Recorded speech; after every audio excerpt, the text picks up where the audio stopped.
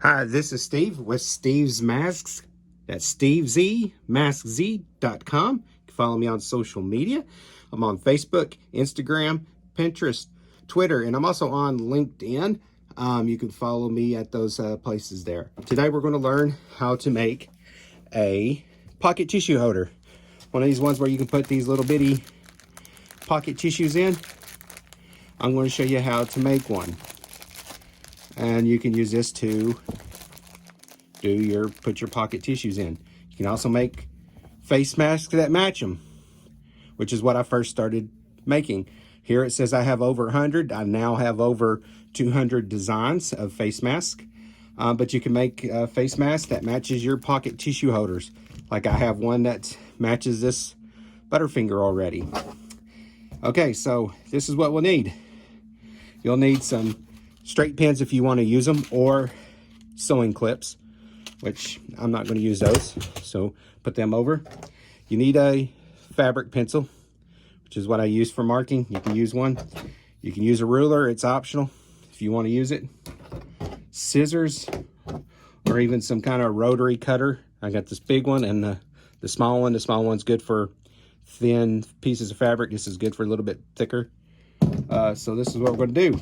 You need a 6x6, which is your design piece. And it's okay to have this little part on here because when you sew, it's going to be on the inside of the pocket tissue holder.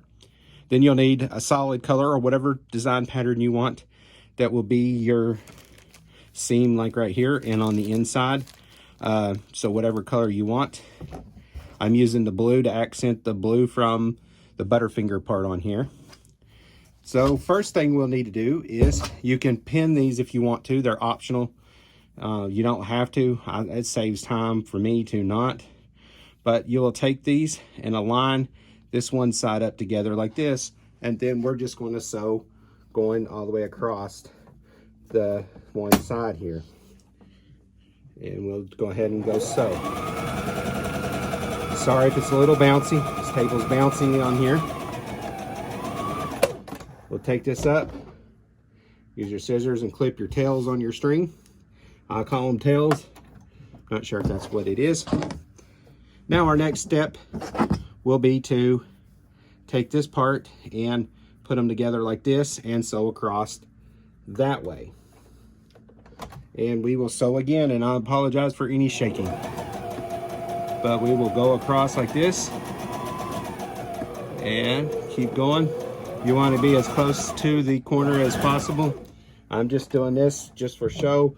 It's usually a scant quarter, which means it's not even close to a quarter, but about a quarter. So we'll do that. Now you got this piece, see? It looks a little big. So now we start to try to line this up down like this. And we will pocket down like this. If you can see, it starts going like this, where you got your blue up on the top on the sides. Remember, you're still doing with your fabric face down, and then whatever this, if this has got a pattern on it, you want its face touching it. So we'll do this. This is when the ruler comes in, because you'll want to use your marking pencil. You don't have to, if you can eyeball it if you want to, but you'll need to mark lines on here, roughly about 2 inches here. This is where we're going to turn this back right side out. We're going to sew across here, and then we're going to sew from here to this blue line. We're going to skip and then go to this blue line to the end. So that's what I'm going to do now. And again, I apologize for the shaking of the camera. And here we go. We're going to sew the top. We just keep sewing across. And by the way, if you want some, any kind of face mask that I have, if I haven't made a pocket tissue holder, I can make one of it. Just contact me and I'll make one, and then I'll put it on there for available for purchase. But you can purchase pocket tissue holders for me if you want, instead of making your own. I'm just showing you how to make them. So we'll go across, go to that blue line, and I like to do a back stitch and then go over. I lift up my pressure foot, make sure my needle's up. Then I just skip over, go to that blue line again, and go over, and I back stitch again there to keep a seal light, and then go to the end. is when we'll clip our tails off and trim these excessive strings. And then you got here. Now you see, we're going to trim this part here. Take that part and cut that. Do the same for the other side, because this will make it easier for you to turn this the other side out. And if you see any other strings, feel free to trim those too and get rid of them. So now we're just going to start taking this and turning this the right side correct. Okay, and now this is where your pencil comes in handy. Again, it's used to help you push these corners out. Make sure you use the flat end here, not the pointed end. This end works great. That way you don't break your lead inside of there. But take the corners and shift the corner out like that. We're going to come over, do the same thing on this side here. We're going to push this corner all the way out. Keep going and do the same thing with this corner here.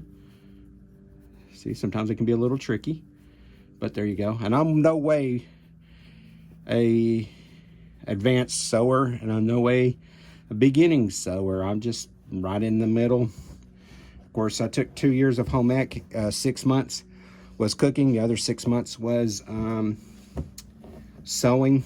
Back in high school, that's of course been in the 90s since I've been in high school. I learned how to make a pair of shorts and a shirt, curtains, scrunchies, and stuff like that. And I hadn't touched a sewing machine since then until this pandemic happened in 2020 is when I started sewing again. But you don't need a fancy sewing machine. You can get one from a thrift shop. I had my first one that I got for last year was from a thrift shop.